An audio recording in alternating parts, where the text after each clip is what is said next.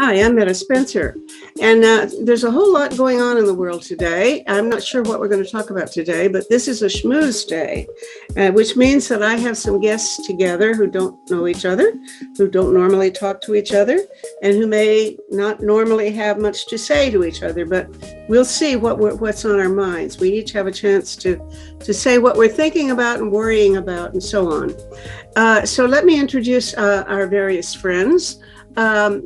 I am here in Toronto, and Oswald Peterson is someplace in Switzerland, outside of Zurich, he says. Oswald is a friend who's been working on a new technology to remove methane from the atmosphere. And it is, if he really gets there, that's going to save the world practically. It'd be one of the big inputs on saving the world. So I'm really glad to have an update from Oswald about his technology. In Victoria, British Columbia is Bill Geimer, who is a retired law professor from North Carolina, is it, Bill? And I think, and he's been living in Victoria as pseudo-Canadians for some years. So he wrote in a recent message to me that he's fascinated by the issue of fascism.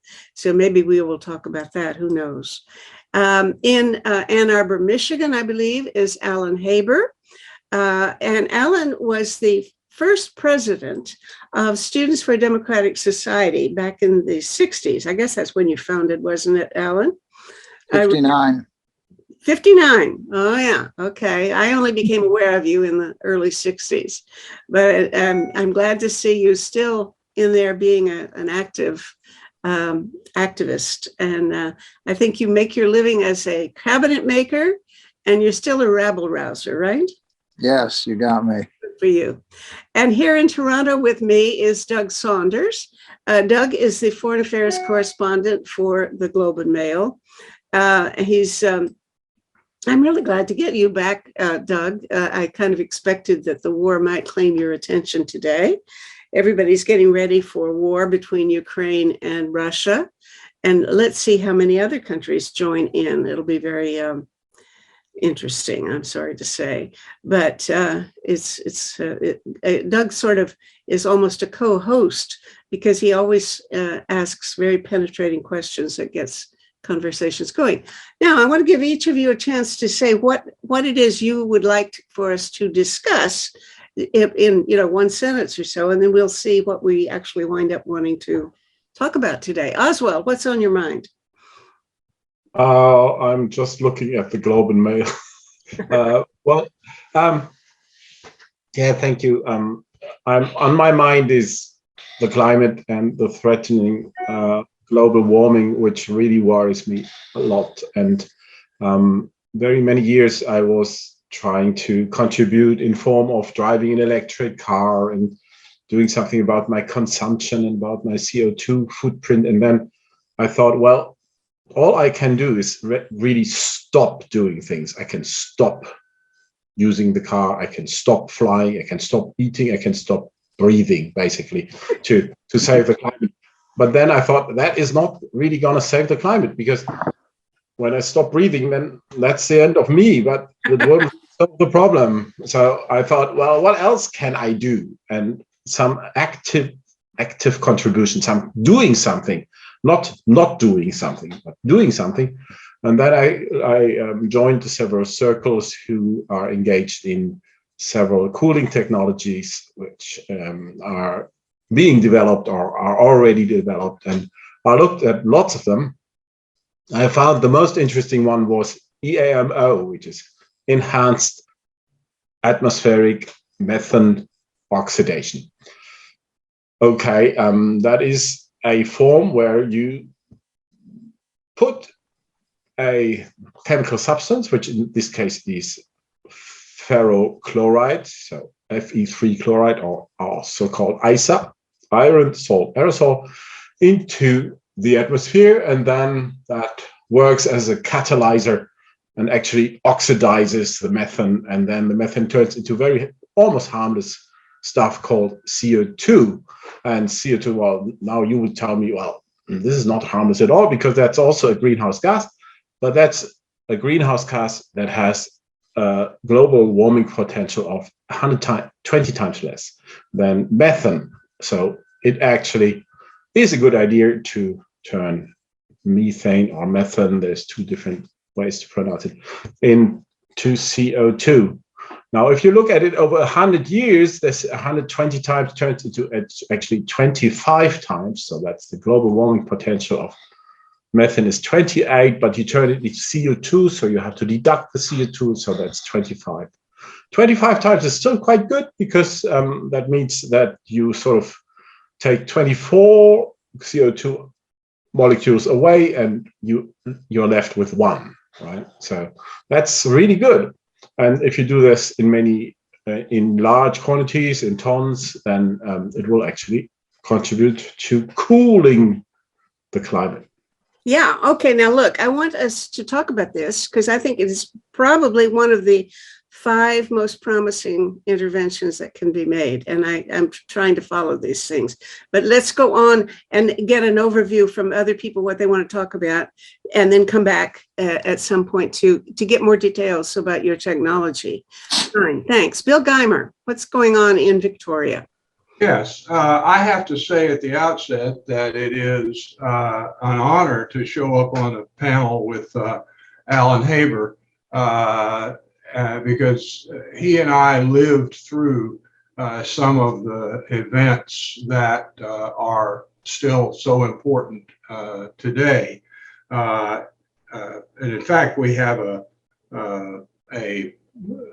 couple of connecting lines. I provided some very minor assistance to Rennie Davis, one of the Chicago 7. So now we know we're talking about a long time ago. And I also represented Jane Fonda and Donald Sutherland and Dick Gregory in some negotiations with the police. And these are all links between me and the distinguished guests that you have today. And I don't know, but I suspect that our perspective may not exactly be the same as the youngster Doug Saunders, but we'll listen to him anyway. One thing to correct is that I've been a Canadian citizen since 2005.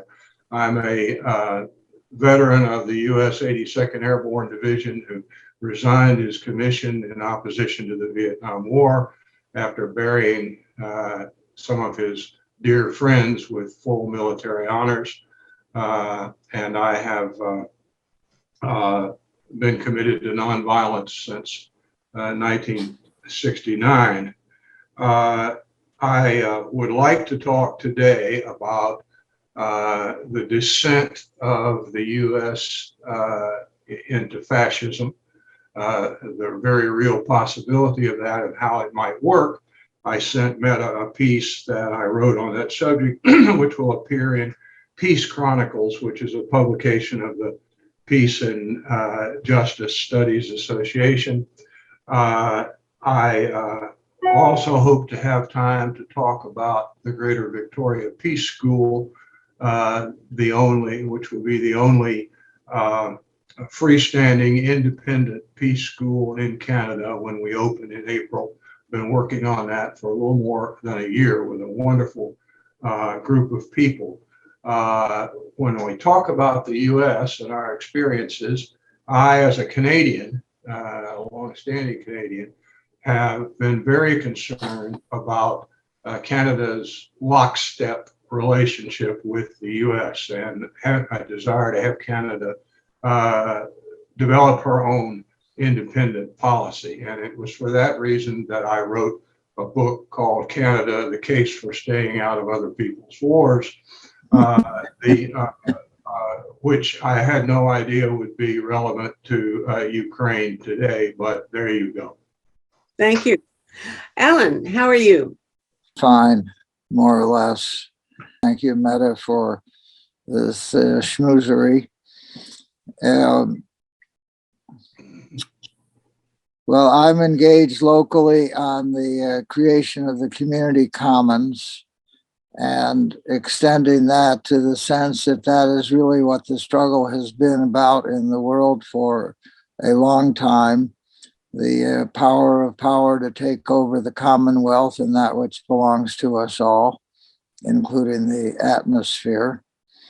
And I'm working with old SDS people to try and persuade that we need a vocabulary of system change to, as Rennie Davis, as Paul Potter back in our first demonstration against the Vietnam War said, we must name the system, which we never actually did in an adequate way. And I think it is useful these days to name the system as a system of war. It is a war system which is characterized by hierarchy, patriarchy, command, imposition, impunity, ultimately violence. And we need to shift our sense to a different system, because the war system is failing in just about all of its subparts, to caring and sharing and helping and healing from this last 5,000 years of civilization, so-called, being dominated by war. So system change is a vocabulary I want to see brought forward, and I can say more about that. I'm distinguished by having created as a woodworker the one instrument that for sure that is needed, not the only one, but one, because there is no peace without a meeting and there is no meeting without a table. And I made a table for the meeting on which to make peace in the world. And it has served for a family. It's a family table. It has Bishop Tutu's fingerprints on it still. It's in the Swords and the Plowshares Peace Center and Gallery in Detroit. And it is a useful both symbol and possibly the magnet that might draw the people together to actually say, let's end this war system. Mm-hmm. Blessings. All right, that's wonderful. Megiddo table, right? Is that the Megiddo Peace Table? Yes. Right, good. Hi, Doug Saunders. You're muted, so let's hear from you. Thank you, Meta. And no, I don't want to talk about the, I think what you called war, and which in fact it has been a war since 2014. So if something nasty happened, it would just be an escalation of an existing war and an extension of an existing invasion of a sovereign state. And I'm much more interested in hearing both from Bill and Alan about the threat of fascism within the United States. And I think there's nothing hyperbolic or exaggerated about using that word to describe the faction that threatens to overtake the United States.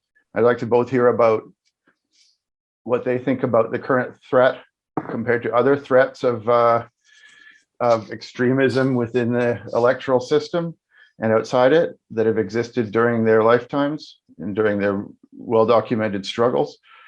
And also what we can do to support those forces within the United States that are opposed to fascism. What we can do in terms of, contrary to Bill, in terms of getting involved in another country, to get involved in trying to make the United States go the right way, or whether it's possible, or whether we should just become a closed state and seal ourselves off from them. Doug, you're pointing to maybe something that looks like it could be happening in Europe, that Macron basically is saying Europe should not just follow whatever the US says. And I don't know how strong that impetus is, but it may simply be, I mean, people say, well, Putin is trying to drive a wedge. Yes, of course he is. And maybe he should. I mean, I don't know. What good, where does this, what's going to be the outcome of this? And is what is happening in the US just one part of a larger puzzle where similar things are happening in other parts of the world? Well, on one hand, French presidents always do that. Whenever there's talk of some cooperative thing or thing involving NATO. It's the role of the French president to give a speech saying, we don't want this US dominated thing to be happening, and we needed our own European thing. And French presidents of both the left and the right have done that over the last 40 years. On the other hand, it's a reflection of a reaction that you're getting in European capitals right now to this moment in the United States. I think a lot of people, and I've said this before, but I think a lot of people thought that once the Trump interregnum ended and a period of what I think you could quite accurately call fascism, as Bill did, subsided in the United States, that there would be some effort of the moderately functioning democracies to come together in some way. But what you're hearing from both France and Germany, and I think some other European places, not from Britain, which is just desperate for any partner, but what you're hearing from France and Germany is that their capitals, their governing coalitions believe that it wasn't a Trump interregnum, that this is a Biden interregnum. That's a nice way to put it. It's and they're not willing to bet their horse on a coalition of democracies when one of them could enter another period of not being terribly democratic in the larger sense of the word. And that's making them hedge their bets and say, maybe we should keep an iron in the fire with China or with the authoritarian bloc. And not in every way. I mean, I would say in terms of climate cooperation, things are okay. In terms of other multilateral things that happen through institutions, things are okay. Not the non-proliferation treaty, mind you, but I think, Meta, you might want to hold another thing on that. In terms of things like the Russia peace agreement, there's a little bit, but in terms of actually trying to make a case for democracies as places that make a better life for people, I don't think they're doing a very good job at all. I think they're sticking to NATO focused things, and missing the larger sales point, which is that some of the authoritarian countries have managed to have a sales pitch which involves keeping you safer from viruses and keeping those people of a different skin color out of your country and all these other things that appeal to people. And the democracies have not been able to come together with the countervailing argument. And the risk that the largest and most controversial of them could slip into outright fascism for a longer period than just 4 years, I think is causing everyone else to freeze in their shadows and avoid actually trying to do good together. Mm-hmm. Okay, but I think you've made your vote that we want to talk further about fascism, and that fascinates me. I lose sleep over fascism because I think it's true. Alan alluded to a pathway to incorporate Oswald's, and I'm sorry, Oswald, if I'm mispronouncing your name. You might be Oswald. But Alan alluded to the fact that, in fact, the threat to climate is an integral part of this threat to having a functioning civil society that helps people. So I began in this article with a definition of fascism as a far-right, authoritarian, ultranationalism characterized by dictatorial power, forcible suppression of opposition, and strong regimentation of society and the economy. So working from that definition, I took the period of 1921, 1943 in Italy and compared it following those elements to the current situation in the US. And I will say that, and the comparisons pop up, although at the end of the essay, I acknowledge that no analogy is perfect. And this may not happen, and it may not happen exactly the way it happened in Italy, but the similarities in how these elements of fascism are developing in the U.S. is really quite frightening. And since that time, since I wrote the piece, this journal comes out 4 times a year, so it's going to come out in February or something. Since I wrote that, there have been other developments that are squarely within the focus of the piece. And one of them is on education. And I'll just mention that. I'm not going to take you through the whole piece. I just wanted to put the framework out. But the Italian fascists and the US fascists have really no policy agenda other than staying in power and other than what is called these days in the vocabulary, Alan, the culture wars. There was a different term for it back then. But in furtherance of that, of regulating people's lives, in Florida now, you may not teach Black history, and you may not discuss gay LGBT. And don't think that's just Florida, because there's a highly organized group whose job it is to take legislation and send the prototypes out across various states. All of that happened since I wrote the piece. And it's all over the world. And I don't see why you would see the US as separate from what is a global trend. And I never have understood that global trend. I think that our situation toward fascism, which is a hand in glove link between the political system, the military system, and the industrial system, began with the assassination of John Kennedy and the big lie that was done by Lee Harvey Oswald, and the lie consolidated with a big book about the Warren Commission saying that is the truth.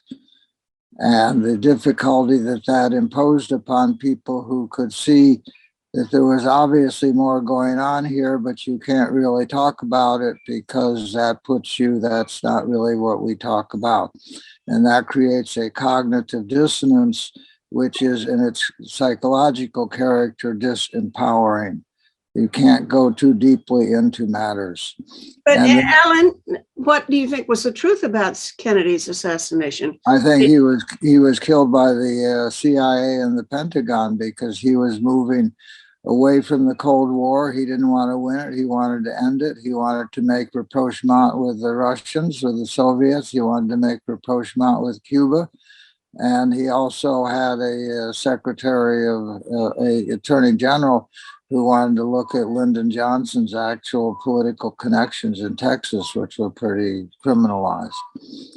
So, okay. and I think that the new film, or the redoing of Oliver Stone's film on JFK Revisited through the Looking Glass, is a useful picture that there is more going on than we are told is true, has been true. And so how would that big lie, if you call it, excuse me, but how would that big lie affect us today? I mean, why? I'm asking about a global trend toward right-wing authoritarianism. And there's been a lot of ups and downs since Kennedy's death. So I don't know how you can pin everything on that, or even much on that. Well, and so that put us into the Vietnam War. And there was a short after the Vietnam War, there was a moment that we were taking a breath, and then it went into a greater control of the economy with the Reagan people. But then the next big lie was 9/11, that some 11 or 17 Arab terrorists who couldn't fly an airplane maneuvered this into the destruction of the Twin Towers and the Pentagon, which was clear had collaboration from inside the US government and was the new Pearl Harbor that was anticipated by the Project for the New American Century, so that we could destabilize the multiple regimes of the Middle East, ultimately for the protection of Israel and the advance of the Zionist viewpoint that was central in this group of New American Century. So that really put us into the last 20 years of war. And that is, which also we cannot really look at what really was the source of this and all the factors involved. We're still in the terrorist mode. So the big lie is an essential part of fascism, that you cannot really look at what is the truth underneath what you're supposed to see with your eyes. When what you are looking at, is not quite right. And so that's where I see that we are in. And in fact, through all that, the economy and the politics and the military are hand in glove. And that has been how the U.S. has functioned, and how Mr. Biden has begun himself to function, even though he's trying to put forward a very transitional program out of the disinvestment of many years. I think what you're saying, there's a lot of truth in it. I do believe that the US somehow, the government was involved and aware of what would happen in 9/11. I don't know about the Kennedy assassination. I won't speculate on that, but I think there really was something going on in the US. So for sure, there really are conspiracies in the world, and this may have been one of them, and I don't know how we're ever going to find it out, and I doubt that we ever will. And I kind of think that it's a false direction to go, to be focusing on conspiratorial answers or explanations, because to me, the biggest answer for the biggest challenge to understanding why fascism is gaining strength is the clear observation that people love dictators. Lots and lots and lots of people want and actually crave to have some boss dominate them. And the very popularity that Hitler had, the popularity of Mao, the popularity of Stalin, even Castro, no matter who you'd name, who was a real dictator, you'll find lots and lots of people who really think they were wonderful and who want them. And to me, that is the astounding thing. Meta, I would offer one caution about that sort of, eschatological view of the authoritarianism that's come to fore during the last 6 years or 10 years, or wherever you want to set your yardstick, in that I don't think there's a huge upswell of popularity for these guys. I think Trump may be reelected. That's popularity. No, I think a lot of them have found ways to use electoral systems to get minority constituencies to bring them into power. The United States is the key example. In the United States, the public of the United States, the 350 million people of the United States, have become increasingly more liberal, more progressive-minded, more Democratic Party supporting every year during the last 35 to 40 years. Starting around 2000, the majority of Americans became Democrats, and the majority of them were what Americans would call liberal Democrats. And every indication of values, the last time a Republican was able to win the presidency by getting more votes than the other party was 2004. And it's pretty much mathematically impossible, even if they win the presidency again, for them ever again to win with more votes than the other party got, because the country has become so overwhelmingly liberal in its views. And you see this in every kind of values survey conducted. Americans have become less conservative, less interested in conservatism, less supportive than it. The current generation, who are becoming 18 now, are the most supportive of democratic values and institutions, of pluralism, of diversity, and so on than before. So you have this, but the Republicans, particularly, the Republicans gave up their efforts to become the party of diversity in 2015. They spent a lot of money trying to become a party that people from minority backgrounds would vote for. They've discovered they can often win by becoming the party of geography rather than the party of demography, becoming the party that controls all the geography that people don't live in, and that wins all of the constituencies where very few people live, because of the flaws in the US electoral system, where states elect presidents rather than people electing presidents. And they've also done this by trying to manipulate the voting system successfully in quite a number of states, and attempting to, as we now know, nationally. And this is true in a lot of the countries that have seen authoritarians come into power. Yes, Viktor Orban does control a strong majority of voters in Hungary, but he's an exception. I mean, Recep Tayyip Erdogan is going to lose the next Turkish election because such a strong majority of people have become opposed to him and supportive of better things. Kaczynski's PIS party is probably going to lose the next Polish election because he barely ever had 50% of the people there. Bolsonaro probably won't hold on to Brazil.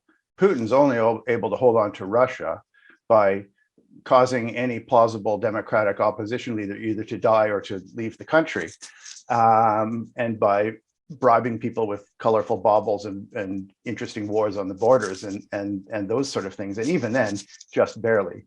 So I don't think this is 1934. I don't think this is a moment when the people of the world have become suckered into this particular ideology. But a significant minority of them have. 40% of Americans is still a lot of people. So they're to, even if they're an older group who may no longer be with us soon, that's a thing to be worried about. But nevertheless, I wouldn't get this end of the world feeling. It's still worth fighting for progressive values and for change, because the will of the people is not with the fascists. They just manipulate us. Here, there is, of course, a lot of truth in what both Meta and Doug said, but I agree mostly with Doug, and I'm far more optimistic that we will overcome this right-wing assault. We have one back in France, we have one back in Holland, just to add 2 more countries where right-wing politicians were very successful. We have one back, Austria. He's gone, and there's really a backlash. Look at Italy. We have really got a very decent government now in Italy, and we had 10 years of horrible Berlusconi.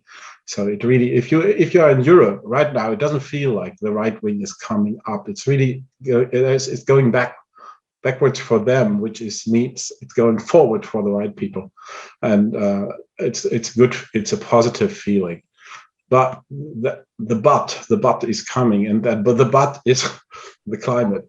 The climate will actually cause havoc on this our planet, and that will then endanger democracy, I'm afraid, very much so, because people will say this is a situation. Well, we've already seen very bad situations in Canada and in Europe and in so many places. But it will be, I mean, just 10 times that. It will be so bad that people will say, we need a government who takes over now and just does action. No democracy. We just don't have time for these procedures and so on. And that is a huge risk, I'd say, a huge political risk. And that is actually going to be in at least, probably my lifetime, and even my son, for sure my son's lifetime. And it's not far from now. It is really coming up, and it really makes me afraid. I'd like to pick up on what Doug said, because I agree with much of what all of you have said, but on the question that Doug raised earlier about because I've been very concerned about my adopted country and what Canada's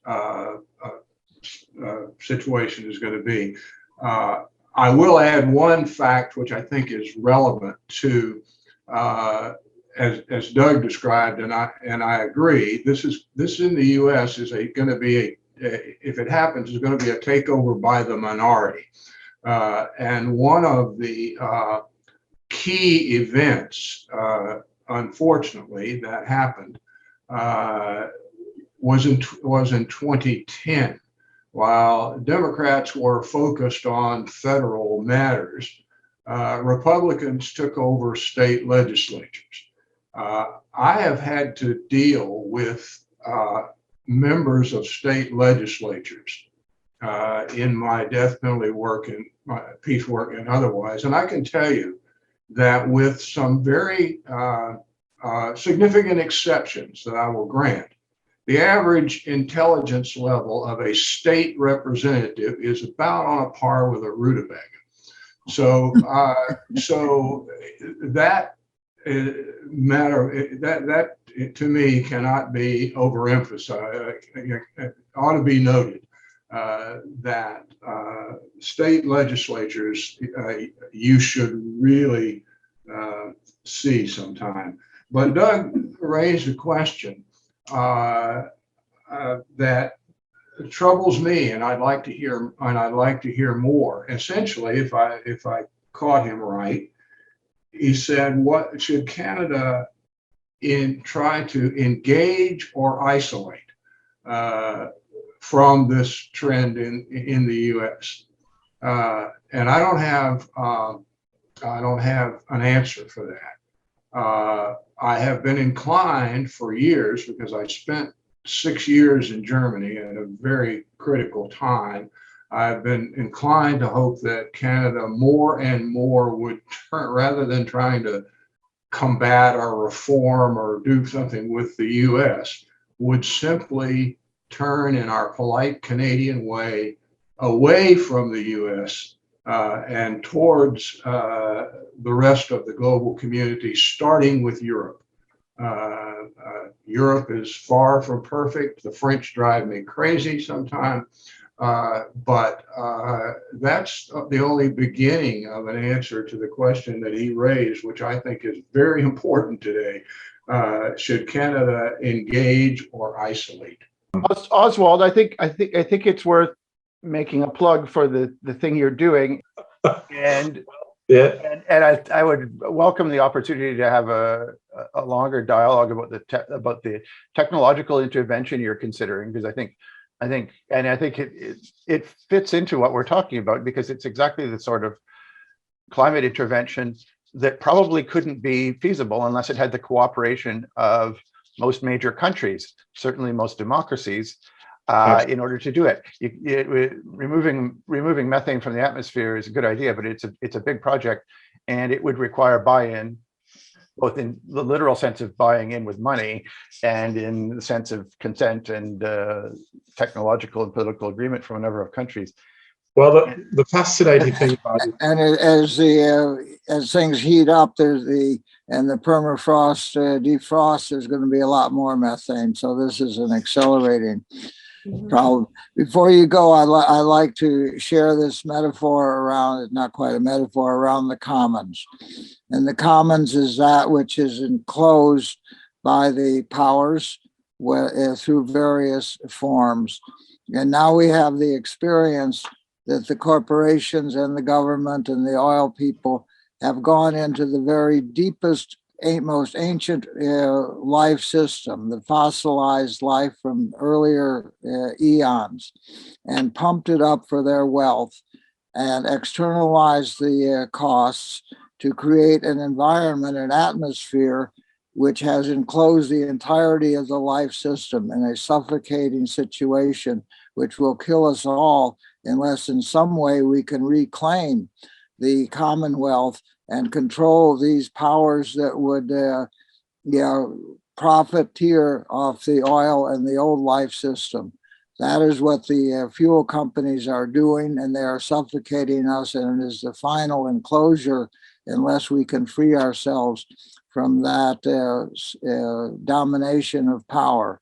And that domination of power is ultimately enforced by the system of war and violence and the pipeline politics that we are experiencing now in the Middle East. Yeah. So I just offer that sense of what is the final enclosure that we have to break free and rise above. Yeah.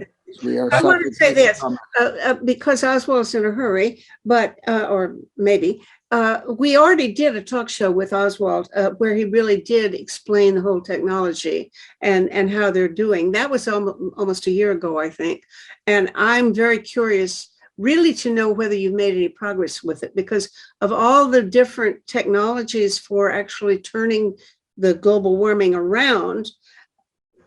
I think yours is probably one of the handful, 4 or 5 things that really could make a big difference. I'm not smart enough to know whether it's really true, but tell me, are you making any progress, Oswald, before you go? Because if Yes. you are, then that is really important. Well, I can actually give you good news. We are actually making lots of progress, especially in the technology of this whole thing.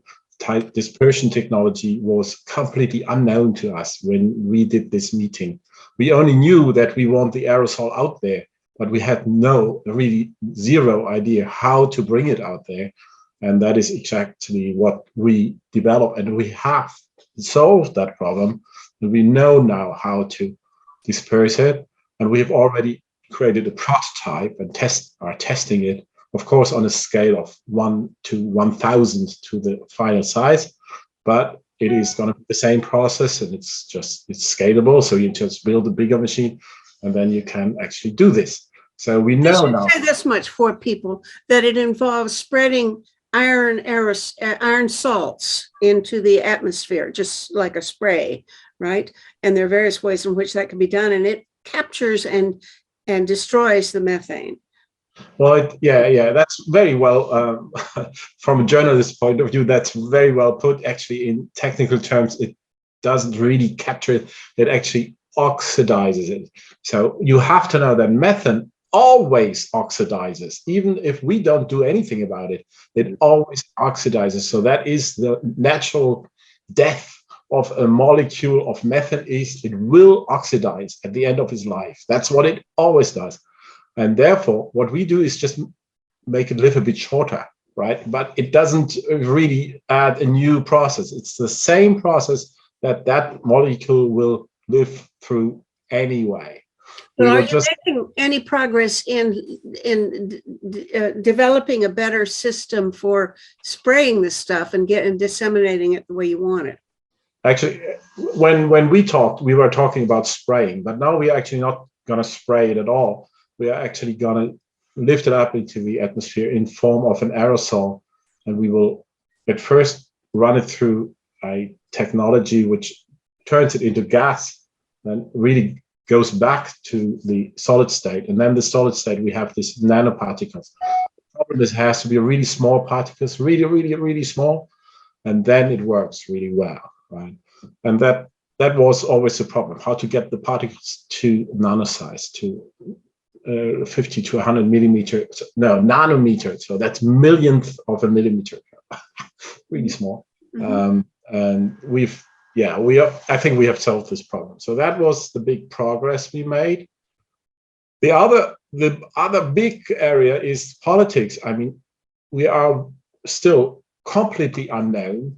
The technology is not known to any politician you would ask in America or in Canada or in Germany, anybody. They don't.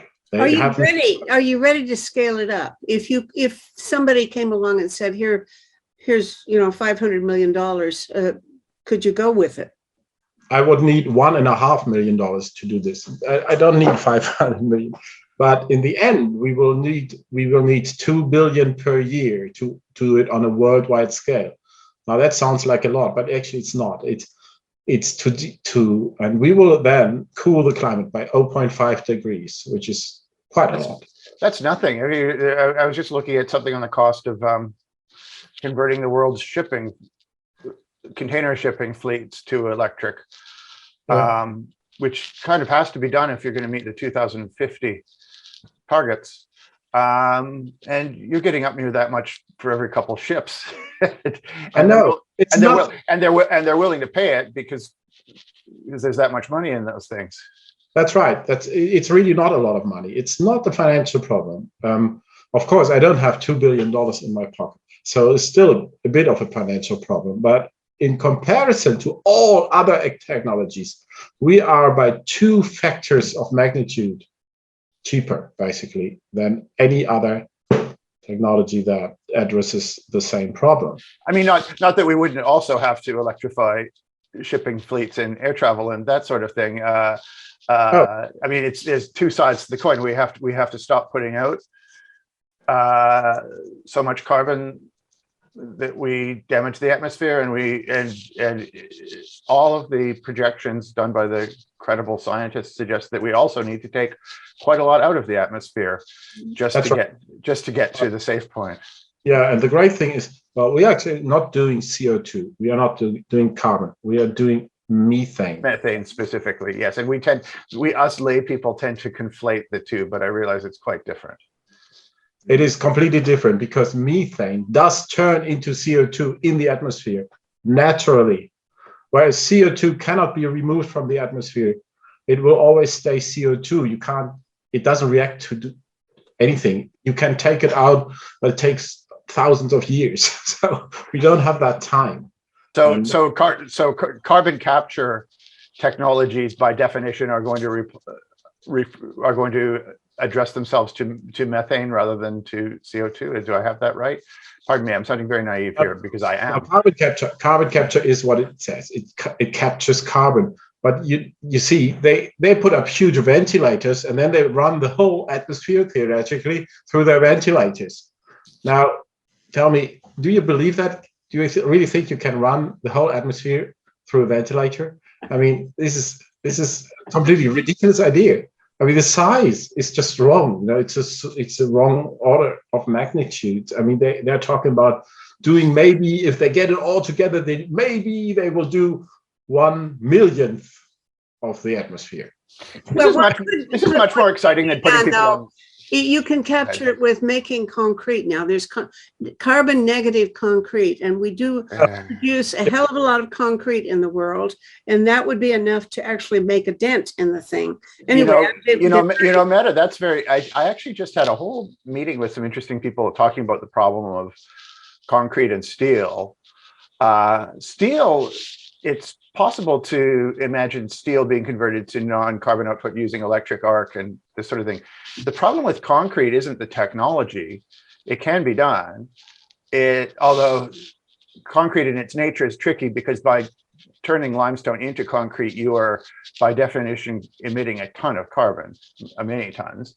The problem is that the industry, steel, the advantage of steel paradoxically in this is that it's an oligopoly. It's a bunch of huge corporations.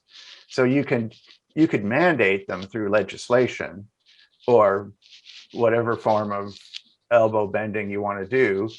If you can get past their lobbyists, you could theoretically get steel to electrify almost all of it, except for specialized ones, by handling a handful of corporations. The problem with concrete is that it's basically organized crime. It's a whole lot of small operators existing in many countries, often locally rather than regionally or nationally. And it's thousands of small operators, and the profit margins are tiny. So it's not big profitable corporations. It's small operators essentially, digging a pit and churning some stuff out. There's one large concrete company, Lafarge, to whom the organized crime analogy has been applied as well. And it's so the politics and economics of concrete are much trickier. And the worst part of it is that half of the things that we are going to need to do to save people's lives from the climate crisis that's going to happen, regardless what we do, involve building huge things out of a lot of concrete. I mean, the amount of concrete that is required to protect, I mean, the only cities in the world that are currently protected against the ocean level increase that's going to happen regardless what we do are London, Venice, and Rotterdam. And the amount of concrete that was required just to protect those three cities was like more than all the concrete used in the whole country during a typical year. And never mind getting Miami and Singapore and et cetera, et cetera. So concrete's a big challenge. Oswald, do you have thoughts on this? No, I don't actually. I don't. I've just read about the Blue Planet project, which is working on concrete. But I'm just saying, look, concrete is important, but it is not that important. It's just a tiny proportion of the climate problem. So if you solve it, you solve only a small problem. Yeah. It's a 25% slice of a 20% slice or something like that. Something like that. All right. Yeah, and we're talking about global temperatures, but I still have to go. Sorry. I also have a sharp 1:30 cutoff. Could we please hear more about fascism and also more about climate change? Right. Oswald, you go to dinner, and Bill and Alan can finish off everything we ever wanted to know about fascism. Bye, Oswald. Thank you. Thank you. I would like to engage more of you, both of you, about both the past and present of combating fascism. So let's do this again, Meta. Okay. Sure enough. Okay. Bill, do you have an answer? What is your take on this? I don't, but we react to a crisis, and we do it with a short-term view. You know, this is the topic now. What can we do about it? Mm-hmm. And those of us who are trying to further the cause of peace witness for what we think is the way to go. And witnessing is necessary, and I've been proud to be a small part of it, but it's not sufficient. And so the Peace School that we're starting has two original guiding principles. Start small with the hope of growth, and two, take the long view. Don't look at this as a one-year project or the next quarter's profits in the corporate world or whatever, but try to visualize years ahead, when I'm certainly going to be gone. So that was the impetus behind the beginning of the Greater Victoria Peace School. And consistent with that, the instructional program begins where the quest for peace begins, with all of us as individuals. And it examines through a magnificent curriculum that's been used before in other parts of the world. It examines our worldview, whether we know